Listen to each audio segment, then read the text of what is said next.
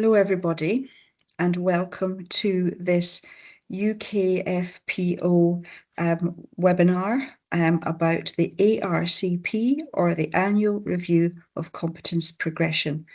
Next slide please, thank you. My name is Fiona Cameron. I am the Foundation School Director in Scotland and Chair of the Academy's Foundation Programme Committee. I'm delighted that with me today I have Devon and Kaveeta, who are both our UKFPO fellows, and they are going to talk in much more detail about the ARCP and how you can prepare for it. So first of all, what is your ARCP? All doctors in training, whether they're foundation or whatever specialty, have an ARCP, an Annual Review of Competence Progression.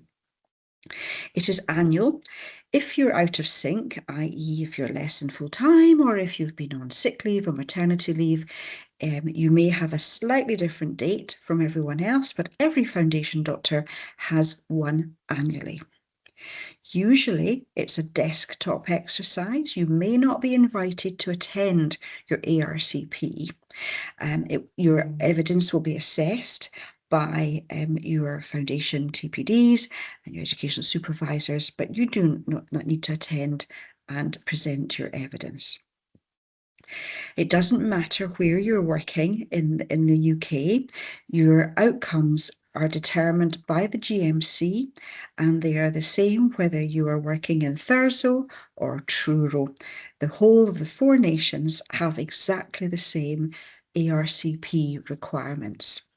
How you evidence these requirements will vary, but they are standard requirements as defined by the GMC and approved by them. Usually, your ARCP will take place in June or early July. Your foundation school will inform you of the submission deadline, which is usually 2 weeks in advance of your actual date of ARCP. There may be some variation on this, but you have to submit in advance of your ARCP. Thank you. So this slide, obviously a very busy slide, this is taken straight from the curriculum ARCP requirements. Essentially, what you have to do is complete 12 months whole-time equivalent of training. You have to have a satisfactory foundation programme directors or educational supervisors end-of-year report. You need to have satisfactory clinical supervisors end-of-placement reports. And these may be either combined supervisors end-of-placement reports or a single educational supervisors end-of-placement report. You have to have at least one satisfactory TAB, the team assessment of behaviour, and you have to have at least one satisfactory PSG, or placement supervision group report. You must meet all your curriculum outcomes. I hope that you have looked at your curriculum at this stage, and you will see that you have 13 foundation professional capabilities. Each one of these must have a range of evidence within them. It is likely that FPCs 1 to 5 will have more of your clinical evidence, and the subsequent FPCs may have more evidence in terms of your educational activity, your team working, your evidence in your learning and quality improvement. But you must complete the entire curriculum, and that includes making sure that you have evidence of physical, social, and mental health within your portfolio. It's important that you demonstrate that you are actively engaged in the programme. You need to demonstrate your learning, core and non-core learning.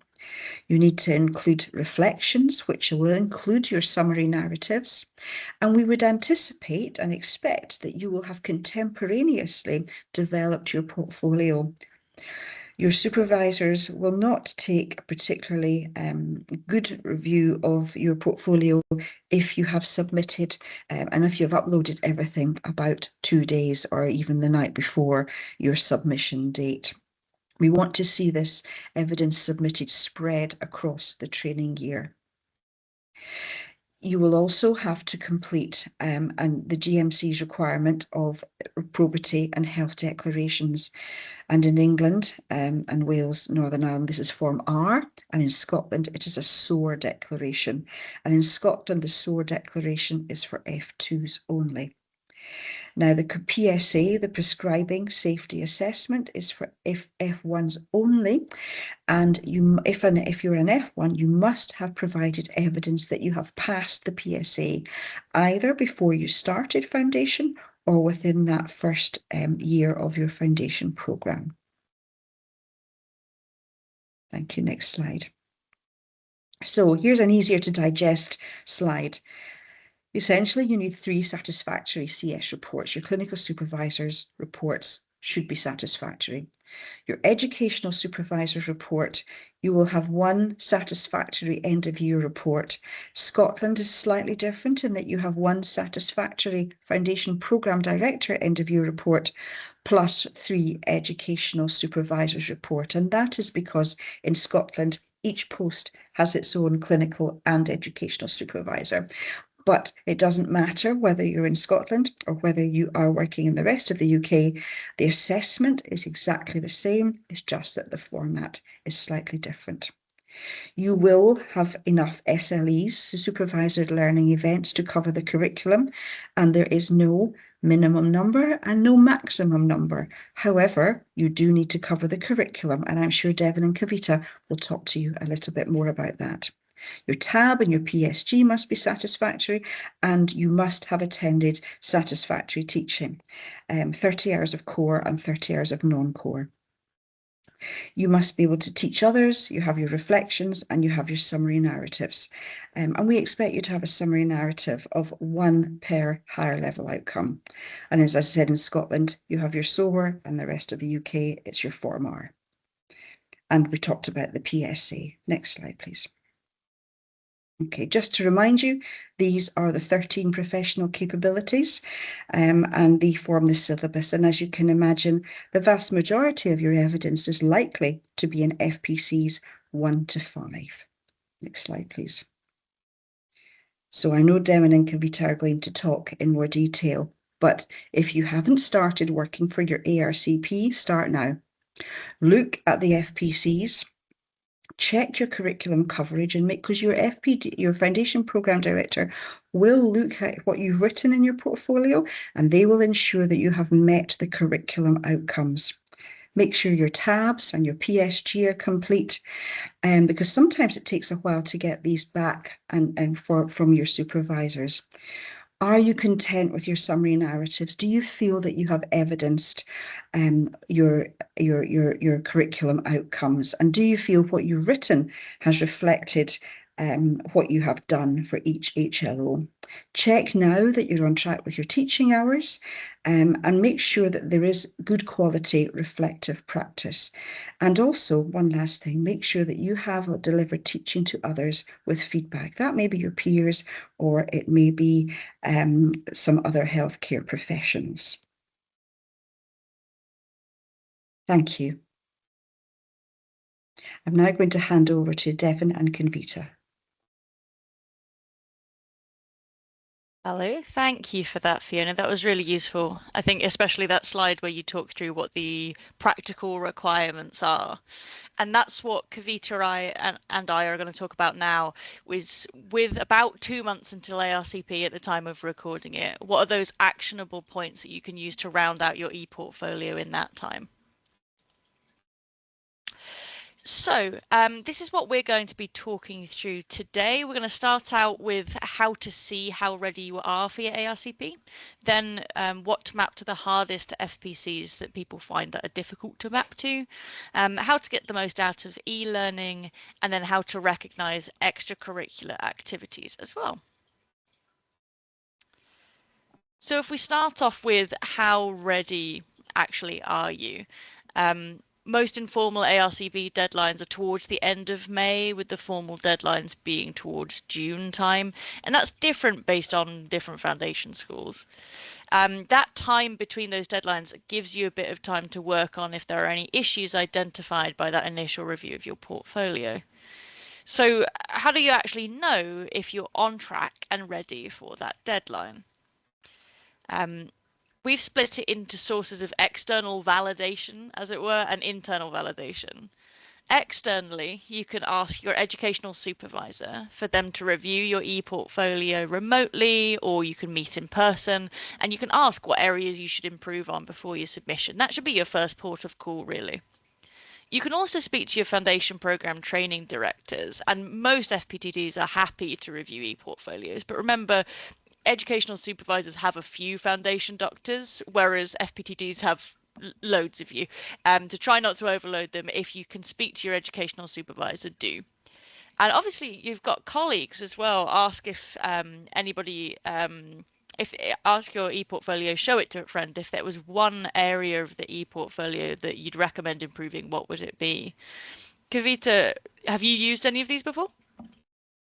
Yeah, so my postgraduate centre has a very well organised team behind it, and they normally send us out a checklist. And sort of through the year, they'll send us prompter emails and say, "This is your checklist. This is what you've got already. So these are the areas that you need to work on, and could you please do these specific things in order to help address it?" So we're very lucky that that team's very helpful. My educational supervisor tends to be a little bit less involved. So I think because we have such a good postgraduate team, they just sort of help me do the meetings quite quickly. And if I had questions, I would go to postgrad rather than my supervisor. But it will be different where you work locally. So yeah, go through those checklists and make sure that you've met the absolute non-negotiables, and then we'll discuss a little bit more about how you can sort of personalize the portfolio to you and make it meet around what your requirements and your strengths are and what you have in the way of evidence. What I've personally found useful is that you have to meet with your educational supervisor as part of those requirements anyway, towards the end of the beginning of rotations. And so I use those meetings to ask, what do you think I should improve on in this next rotation? And I aim to include that in my personal development plan.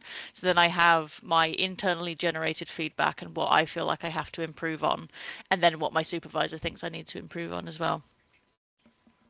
Kaveeta, do you want to talk through internal validation? Sure. So I'm training in Wales and I'm using the TURAS portfolio at the moment. So what we have discovered is with a little bit of digging and clicking on the right boxes in the portfolios, it's able to actually generate a summary for you of what the minimum requirements are and how far you are towards meeting them. So as we've discussed, there are some sort of non-negotiable things that you have to do. So you have to link evidence to all of the FPCs under each of the HLOs. And we'll discuss a little bit later about what those evidence may be in each particular FPC. But if you go onto the landing page of TURAS, in one of the tabs right at the beginning on the landing page, there's a little bit that says personal summary or personal development or something. And if you click on each of the individual little tabs there, it's not immediately obvious what they show you. But when you expand them, it demonstrates that you've linked an adequate amount of evidence to each of the HLOs. It tells you how many supervised learning events you've done. And I think it's really important, again, that we acknowledge here there's no minimum of these things that you need to do. So you don't have to do a certain amount of DOPS, a certain amount of mini KEXs. And it's all about how you sort of thoughtfully reflect on the ones that you've done that are good quality, and they demonstrate your progression throughout the year, particularly, so not just all in one place. And the other thing then that is unfortunately a bit of a non-negotiable is you have to meet those 30 core hours and you have to meet those 30 non-core hours. And you can see here I've got a few more that I need to upload before ARCP, but I promise these screenshots were taken a little while ago, so it is a bit better than that now, but there's still time, which is really important. And then if we flip and do the same on Horus as well, there's equally, you can see a really nice summary of what you've done and if you're meeting those requirements by going on portfolio overview and then reports.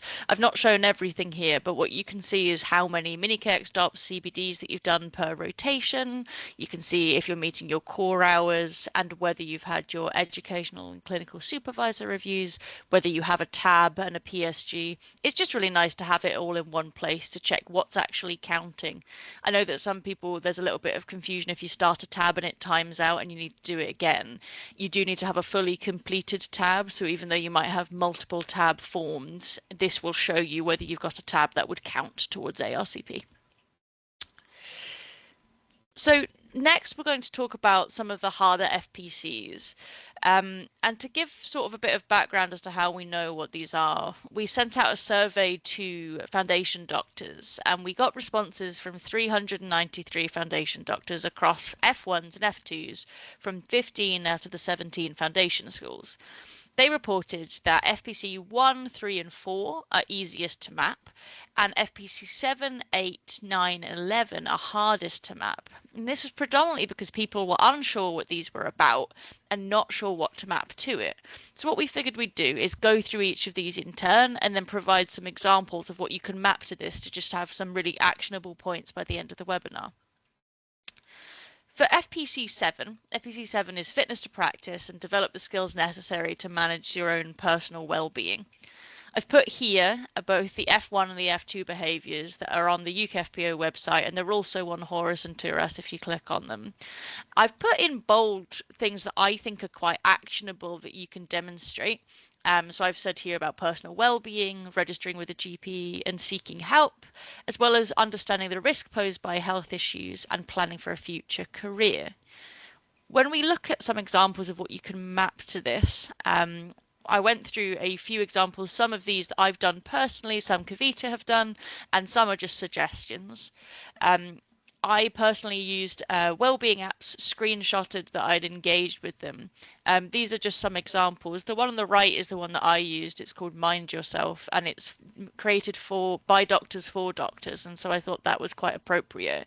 And it demonstrates that you're engaging with those skills that are necessary to deal with your own well-being. The National Training Survey is listed as one that you can map under here. There's a section on your well-being during your rotations. You can provide evidence that you've registered with a GP to meet that requirement in F1. And I've included some quotes here from the requirements. So understands how to seek help for personal issues if needed. That's included in your clinical supervisor meeting when you first meet with them at the beginning of the rotation. There's a series of tick boxes they have to go through. That's one of the ones you can map here. Equally understands the personal context of well-being and planning a future career. I personally use a career planning form for that, going through looking at what the work-life balance is for different careers and deciding whether that's something I wanted to pursue. There are some good e-learning for health modules. There are more than what I've put here. I've just included 3, but I personally have done all of these modules and I think that they're all very good and they do map really nicely to FPC 7 as well. And lastly, again, we're not sponsored by any of these, but the MDU has some well-being modules that I personally think are very good, that I'd recommend having a look at. Is there anything here, Kaveeta, that I've talked about that you wanted to add to? Anything else? Thank you. Yeah, I would echo similar. And again, it will keep coming up again and again. And we have a separate section on e-learning for health a bit later, but it can do some really heavy lifting for you in those difficult to meet competencies. I use the training survey for this because, as you've mentioned, there's a section about burnout and well-being at work, and that is directly relevant to this. You're sort of feeding back about that. And another thing is think about your core teaching. So we actually had a wellbeing session as part of our core teaching as well, and you can directly link individual core training sessions that you've been to, core teaching sessions that you've been to each of the modules as well. So I think that can be particularly helpful. I also will talk a little bit later about how you can link non-academic achievements to your portfolio.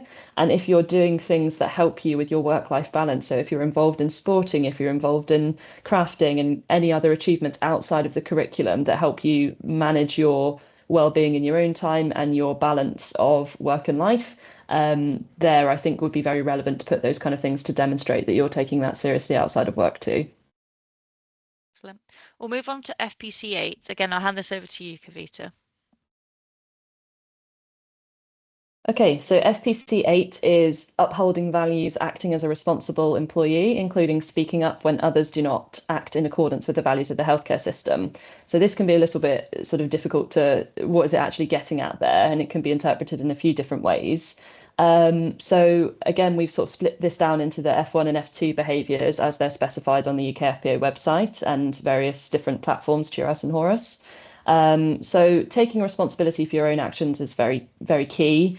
understanding the need for 24-hour care, so we can talk a little bit about working safely out of hours and that sort of thing, meeting your training requirements and demonstrating that you've put the effort into your portfolio, the principles of the healthcare system, obviously, and then raising concerns when you find any issues with patient safety or anything like that.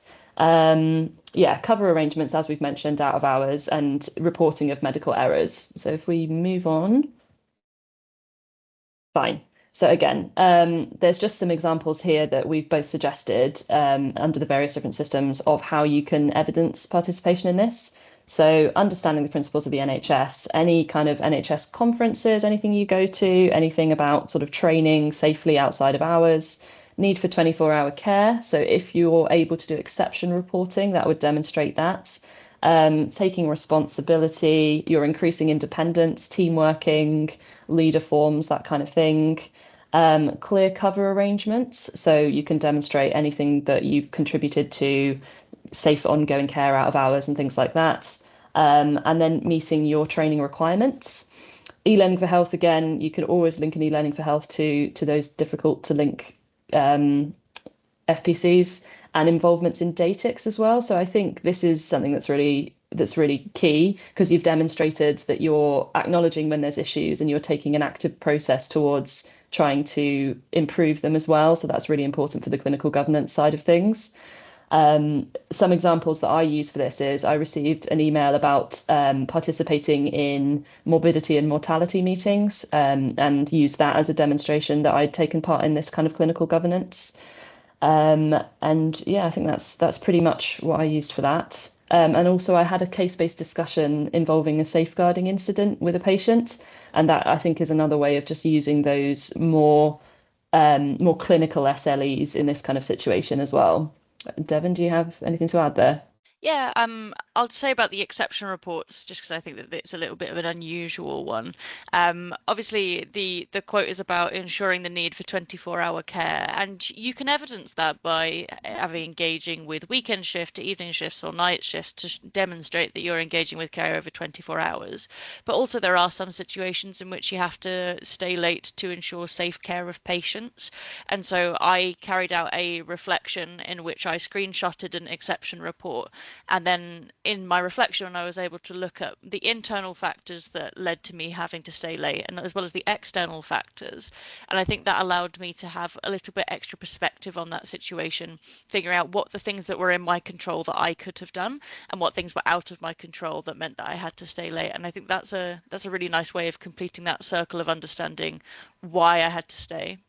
Equally, ensuring clear cover arrangements can include good handovers, but equally, if you're following due absence process, if you're sick, for example, and you make sure that you send an email or you ring in and you contact the correct people, you can provide that as evidence that you're following those protocols to ensure that you've got good cover whilst you're away. Can I We'll add, move on. Oh, go on. Can I add just another point as well? If you're going to include things like DATIX forms and all the rest of it, make sure that it remains anonymized, because you have to keep the portfolio free of any patient identifying data as well. So that's just really important, and that will come up again if we talk about emails or cards or feedback or things that you've received. Just make sure that it remains anonymized. We'll move on to FPC 9, which is about quality improvement and taking an active part in those processes to improve quality of care. In terms of the F1 behaviours, it says engages with QI initiatives such as collecting data, attending QI meetings, and following recommendations. And in terms of F2, it says taking an active part in ongoing QI work. And it says where appropriate, instigates and carry out a QI project. And I think that's where a lot of the anxiety stems from with this FPCs. I think that this is often read as you must lead a QI project, but when you read it, there is no requirement there that says that you have to lead a QI project as part of F2. It also says about adopting new patterns of working, such as virtual consulting, and taking a sustainable healthcare approach. And we'll talk through some examples of how you can map those. Again, I find the BMG learning on quality improvement quite useful. It's just an online module that you can work through, which is nice, and it counts as non-core teaching hours, which is good.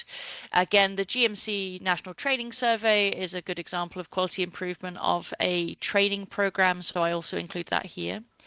any learning that you've done as part of your core teaching or your non-core teaching on sustainability would include here.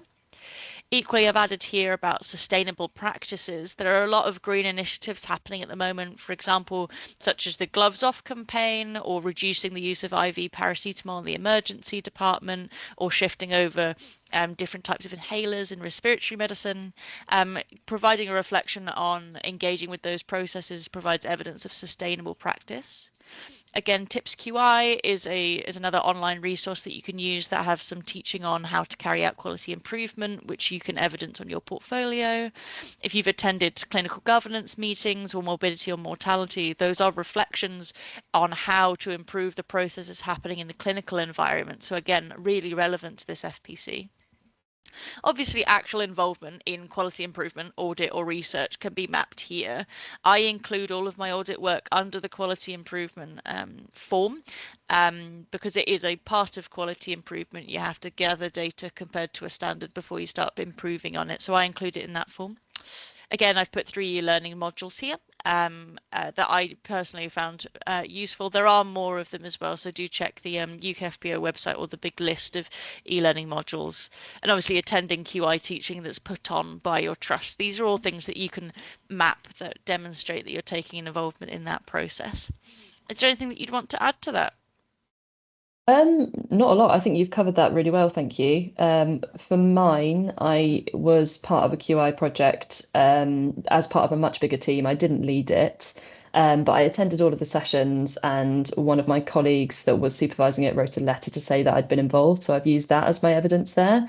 I think the other thing that's really tricky is how you actually get the physical evidence for this. And it's kind of ask people to write letters. If you've given a presentation, you can maybe upload that as well, and that sort of thing. So just have a little think creatively about how you can demonstrate your involvement through these kind of processes. And again, just don't. Oh, sorry, go on. There's a form called a QIPAT form, which tends to be used later on during training rather than now, but that includes a summary of the work, a summary of your contribution to the work, and then is signed by your supervisor. So if you are involved in audit or QI work, that's the form that I would go to. Oh, fantastic. Cool. So yeah, there you are. And then, yeah, have a think about your locally provided core teaching as well. So more often than not, there will be at least one QI session a year to fall under that sort of core teaching curriculum. So the next one is FPC 11. Kaveeta, did you want to talk through this one? Sure. So professional practice in line with the curriculum, GMC and other statutory requirements through a development of a professional portfolio.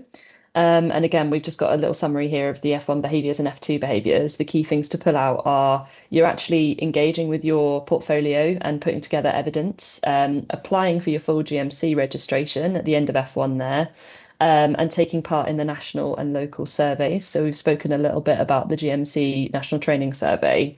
And just as an aside, each one of your pieces of evidence can be linked to up to 3 FPCs. So even though we've discussed it already in 2 of them, it could be linked to a third here.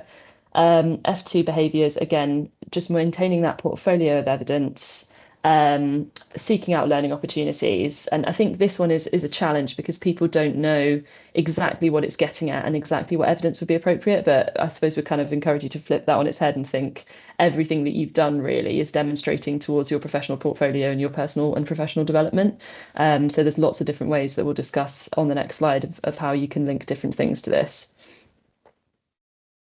Yeah, fine. So again, the e-learning for health, there's some suggestions there that we think could be useful in this situation. Your national training survey we've alluded to already. This is where I've put my placement support group, because I think developing kind of a professional relationship and professional portfolio, the reason why you're doing the placement support group is because it is a specific requirement. It's one of those hard requirements that you do have to achieve at the end of the year. So that's demonstrating that you're engaging mindfully and intentionally with the requirements of your portfolio, and it should demonstrate professionalism as well. And again, your development plans for each of your placements right at the start, you're setting out your intention to develop yourself professionally and meet a standard of goals throughout that. Everything relating to sort of good clinical practice, career planning, that sort of thing.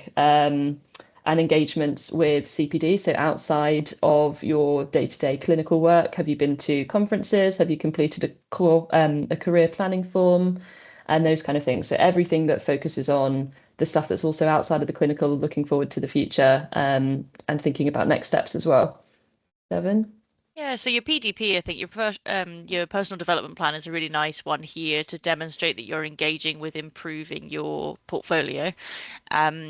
I think as well, engagement with CPD in terms of demonstrating a specialty interest. I think this is good if you already know that you're a really keen cardiologist, then it's really easy to go onto one of the Society of Cardiology websites, do some e-learning, and then map it to your portfolio. It demonstrates that you're developing a professional portfolio both within and without of the foundation program curriculum. But equally, if you don't have a very specific interest, it's really all of those national societies for different specialties have e-learning modules. They have webinars that are available on their websites, which you can look through. You can evidence that you've done them, and then you might find that you find a particular specialty very interesting that you hadn't been aware of before. And so, whilst it's good for your personal and professional development, and again, it's mappable to your curriculum as well, which I think is very good. Excellent. Okay, so those are our 4 hardest to map FPCs. The next thing that we'd like to talk about is about the e-learning for health, and we've talked a bit about different modules that you can map at different for those different hard ones. E-learning generally through e-learning for health can be mapped to each of the FPCs, and there's a really nice list that's available on that website link at the bottom. The QR code itself just links to a Google Drive document where I just copied and pasted them all in one big sheet, just so that you don't have to use the accordions to go through them. Each of those e-learning counts as hard evidence, and each can be mapped to 3 FPCs each. Important to note is that you have to spend 5 minutes in an e-learning module for it to be marked as completed and to count towards your portfolio, and you also need to exit it appropriately, so just make sure you follow the instructions on each of those modules. Like I said, there is a list of e-learning for health modules that is available on Horus, where you can click and it just shows them split up. Kaveeta and I talked about it. It seems like it's a bit harder to find on TURAS, but you can find them on the UKFPO website, and like I say, on that QR code as well. Yeah, it's a little bit challenging on TURAS. So you are able to directly link an e-learning for health account to your TURAS account. And I was playing around with this, and I have done it, and it imports all of the modules that you've done on your e-learning for health account onto the TURAS. But what it then doesn't do is allow you to directly link that to the curriculum. So you actually have to enter them manually into the mandatory learning log. And set the amount of time on there manually, and then link that again to the curriculum. So there's just another step in there that is a little bit difficult to do. There is a way to link to TURAS Learn as well, and I've played around with that quite a lot, and I still haven't managed to find a way to link things directly to the curriculum without having to first put them into the mandatory learning log. So I may have missed something there, but I think the easiest thing to do in the TURAS setting is make a note of all of the ones that you've done in e-learning for health. You can import them into TURAS, so you've got a list of them there to compare against, and then put them into the mandatory learning log, insert the amount of time that you've spent doing them, and then you can link them from there. And I suppose in that way, they help to count directly towards your core and non-core learning hours as well, so that's good. And that same thing applies for Horus as well, that these count towards your non-core learning, so do make sure that you map them to your personal learning log as well. In terms of recommendations, these are my personal recommendations for working through in an efficient way to get some e-learning completed, and also just in a short period of time before ARCP, like we are now, how you can work through pretty systematically. So I've recommended some e-learning here that each can be mapped to 3 FPCs. They all are evidenced as hard evidence, and they can be mapped, like I said, to multiple different ones. These 5 recommendations are all 20-minute modules each, and so if you sat down at the weekend, for example, or on an SDT day, also during SDT time, and you worked for just over an hour working through these e-learning modules, you'll have mapped half of your hard evidence to all of your FPCs. And so it's a good way to work on your e-portfolio in a short amount of time when you're maybe not in the clinical environment. So like I say, when you're on SDT, just as in addition to the SLEs that you should be doing already. We next wanted to talk through some less traditional options. Obviously, we've not spoken today about SLEs because everybody knows about CBDs and mini kexes and DOPs, and really at this point it's not super useful for us to explain how to do a CBD because you'll have done them all since August, or if you're in F2 since last August. And so we'd like to talk about some of the achievements and reflections form. So I'll hand over to Kaveeta to talk about this. Thank you. So we were comparing our portfolios while we were preparing for this webinar, and the Horus versus the Turas. And it seems like Turas has maybe got some better ingrained kind of structure for you to upload things which are non-medical or non-sort of directly academic as achievements. So if you go to the tabs on the landing page, one of them is reflections and achievements. Reflections are obviously self-explanatory, we've got to do those, but the achievements tab, if you go in there, it gives you a few different options of the sort of things that you can maybe upload. So have you attended a course or a seminar? And again, this doesn't have to be directly related to medicine.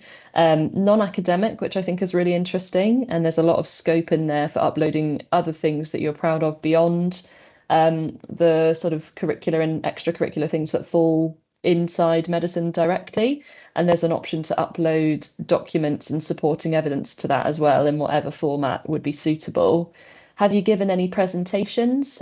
So I gave a case presentation at an M&M meeting, and as we've discussed, this might be really helpful to map to some of those more difficult FPCs in terms of clinical governance and professionalism and escalating concerns, etc.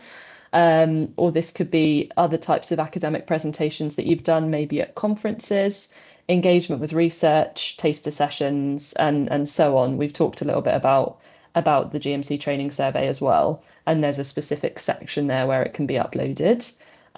So there's just a lot of scope there for different things to include. And then if we move on, yeah, so that we expand a little bit here about the sort of things that you maybe want to put under each area, or the possibility of certain things that you might not have thought you could use in your portfolio. But we just really want to encourage sort of a bit of broad and sort of well-rounded thinking about yourself as an individual, not just as a doctor. Do you want to add any to that, Devon? I'll go through the Horus ones as well, just because they were slightly different forms. So I've listed them all here. Like Kaveeta said, we've given some examples of what to include on each of them. I think the main thing that we're trying to say here is that some of these things are brilliant and you've done something that's above and beyond. So if you've done MRCP during foundation, that's great. Put it on here. You can get evidence for that. But some things are completely outside of medicine, but also are just as worthy of recognition, and they help support both your personal and professional development, and therefore can be mapped to your FPCs to demonstrate that you're improving in that way. For example, under the extracurricular achievement forms, we've talked about if you've done anything in sports, if you've attended any coding courses, if you enjoy creative writing, if you have an Etsy business on the side, or if you pursue anything creative. That I think those are all really important things to include in there. Definitely can be mapped to FPC 7 for your well-being, but I think also you can argue that they support other FPCs as well, particularly in terms of leadership. A lot of those are self-driven achievements. I've also put here about tasters. This includes things like if you shadow a clinic, if you go to theatre, obviously formal taster weeks as well. But equally, if you have any No More Grey Wednesday initiatives in your trusts, if you have specific shadowing periods, include those as well, because you are getting experience of that specialty. The rest of them are all on there. I won't go into too much detail, but I think it's a good slide so that you can see both on Horus and on Turas what we'd recommend as you go through. So that's everything that we have to talk about today. So just to summarize, we've said, as we said at the beginning, it's a few more months left until the formal ARCP deadline.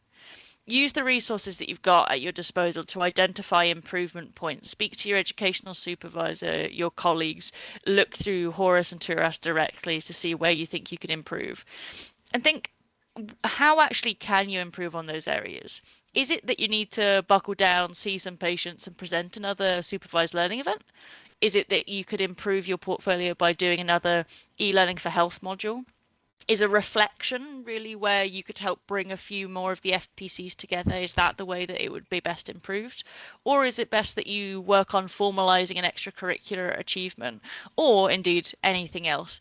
But try and make a little action plan for yourself as we head towards ARCP, to round out your portfolio. And obviously, good luck. Thank you very much for listening. That's the end of our slides. So I'm just going to stop sharing.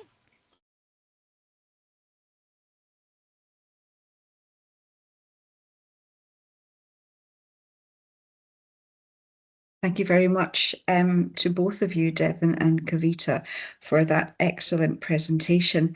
What an amazing range of support for our portfolios that you have identified there. Some really interesting things that I hadn't even considered, and I hadn't even thought about. So thank you for the variety and the suggestions. What I would like to say to our foundation doctors who are listening and watching this, don't panic. You don't need to have all of these resources. These are just some excellent examples of what can be used. But don't look at it now and think, I need to do all of these courses before your ARCP. But I hope that the resources that have been suggested here will help you prepare for your ARCP.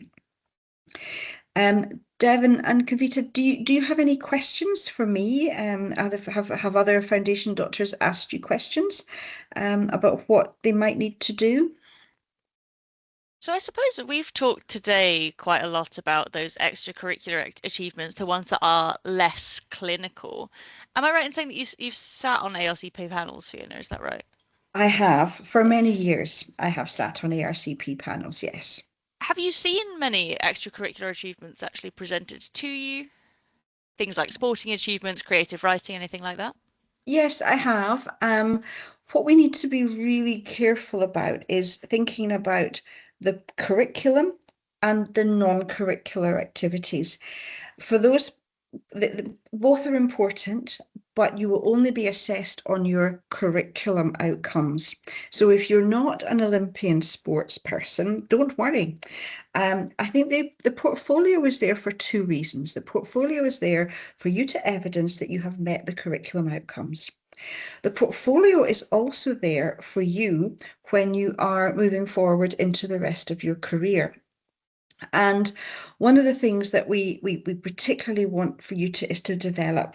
And when you come to apply for specialty or general practice, or if you go into an academic or another post beyond foundation, you can look back into your portfolio and provide evidence that you are worthy of going into that job. So that's really important. So that's why particularly when you're thinking about your summary narrative and reflection, they might ask you when you're applying for other jobs or in interviews, tell me about an event where you have had feedback to demonstrate this, where you have learned and how you feel you have learned and what you've done beyond that. Also areas of excellence. So it's an opportunity for you to put everything into that portfolio that you want to take forward in the rest of your career. But it's also really important that you will only really be assessed on your curriculum outcomes for the ARCP. That doesn't mean the rest of what you're doing is not valuable, but you won't, if you don't have that, not to worry, but it is an opportunity for you to put it in there. And as we know, some specialties ask for very specific requirements. For example, a logbook in surgery. And that's the one I'm familiar with, but I don't know about others. So it's important, it provides a range of experience. So don't worry about the non-curricular. If it's in there, excellent. If it's not in there, you won't fail or not proceed in your ARCP. Yeah, and I think as well as doctors, I think we're so we like to have finished achievements, that something is completely rounded out before we provide evidence of it. But I actually find on my portfolio that I I can find forms that work quite well for different stages of a project. So for example, I conducted a research project last year, and in terms of the forms that I put on Horus, before I'd even done any data collection, I had the ethics form uploaded on there and I mapped it to FPC 11 for ethics and law to say, look, I'm engaging with ethics, even though the project hadn't even been started, let alone completed. I think that's an important reflection for us to make sure that you look at all of those points that are learning points that demonstrate that you have engaged and you've met those FPCs, even if the project itself isn't completed, because you have still demonstrated that. Absolutely. And that's a very, very important point. It's also important to say that everything doesn't have to be perfect in your portfolio. So if you have seen a patient, managed the patient, and your supervisor on your SLE says, these are the areas for development, these are the areas where you could do better, that's not a fail. Okay, now I know as doctors we like to be perfect. That's part of our nature.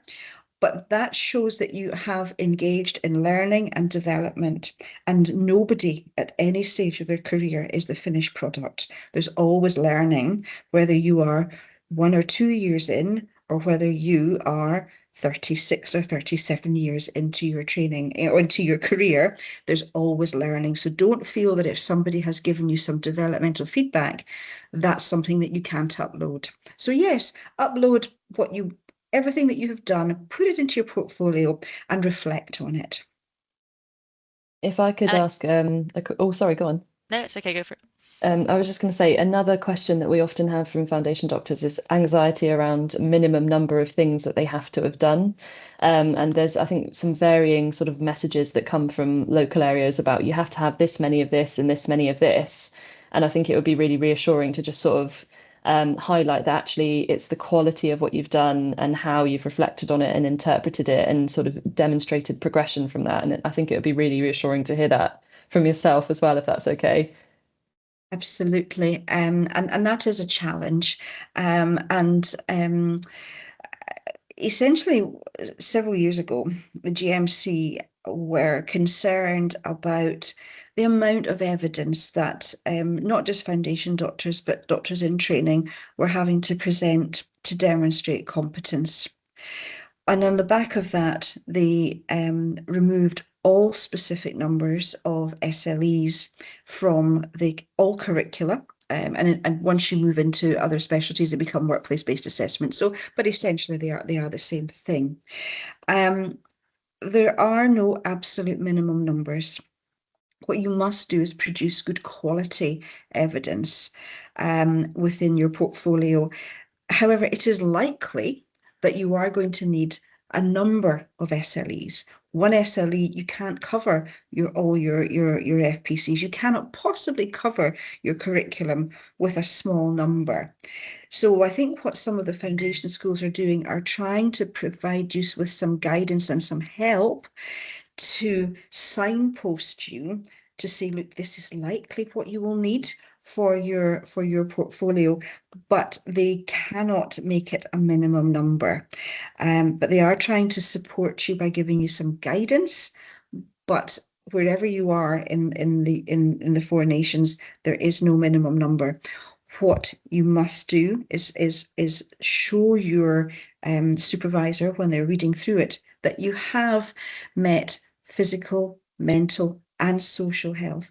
And if you think about it, one SLE on, say, perhaps somebody who has a fractured neck or femur, they come in, you manage them, you assess them, and then you talk about the mental health aspect. So have they got dementia? Have they had a delirium as part of their inpatient stay?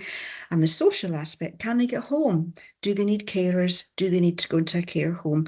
All of these, that's one SLE. So you can see how that could cover quite a range of your FPCs, but it won't cover everything. So think about it carefully and use your time to critically appraise the SLEs and think about where you can link them. So no absolute number, but your foundation schools are trying to help you. They're trying to give you some guidance. Thank you for clarifying that. That's really helpful. I think I'd reflect that to the portfolio as well, where You could map 10 pieces of evidence to each FPC, but that doesn't mean you have to map 10 pieces of evidence to each FPC. That's just the maximum that you can do. Obviously, you can perfectly evidence an FPC in 2 really good reflections. Yeah, just to point that out as well. Yes, and if you put in if you have some evidence within your FPC, and then as you're progressing, you think, actually, I've got better, you can unlink and relink something better. So it's about the quality of what you put in, not the quantity. And remember, your supervisors are going to be reading everything that you put in. So if you just say, I saw a patient, this is my SLE, into each of them, they're not going to be signing that off as a satisfactory evidence.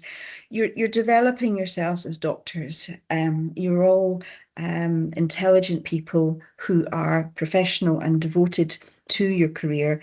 You need to show this as you have got the best out of Foundation. It's not difficult, it just needs a little bit of thought. Thank you. Thank you very much. Are there any other questions? I think that's everything that I have on the top of my head. Okay. Yeah, I think that's it from my side. Thank you.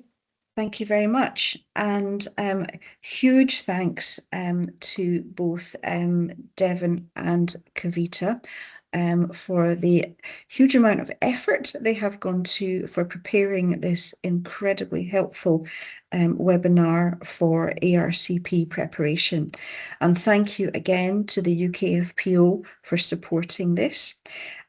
Obviously, this slide is self-explanatory. If you've got any questions or any feedback on this and suggestions for future topics that you would like to see covered, please email the address as shown on this slide.